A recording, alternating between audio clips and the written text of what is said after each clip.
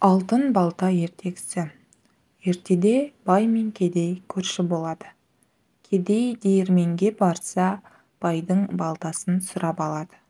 Бір күні кедей диірменге барып, балтасын ағып жатқан диірменге түсіріп алады. Ол диірменшіге балтамды алып бер дейді.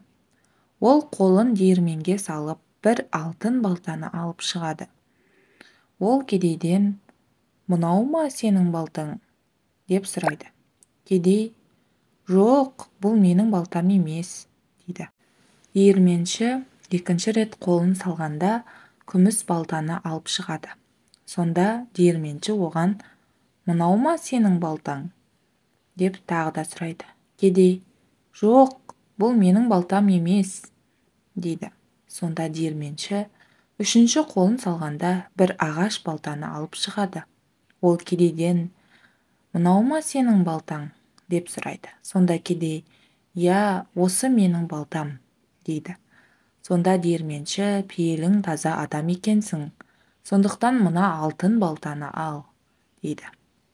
Ол үйіне барып, не болғанын айтып береді. Балтаны ағып жатқан диірменге қалай түсіргенін айтады. Бай кедейдің айтқанының бәрін қайталап істейді. Ол балтасын суға түсіріп, диірменшіге «Балтамды алып бер» дейді. Сонда диірменші алтын балтаны алып шығады. Ол байдан: «Мынау ма сенің балтаң?» дейді. Сонда бай: «Менің балтам» дейді. Диірменші оған: «Өтірік айтпа, мынау сенің балтаң емес» деп өзінің ағаш балтасын береді. Соңы.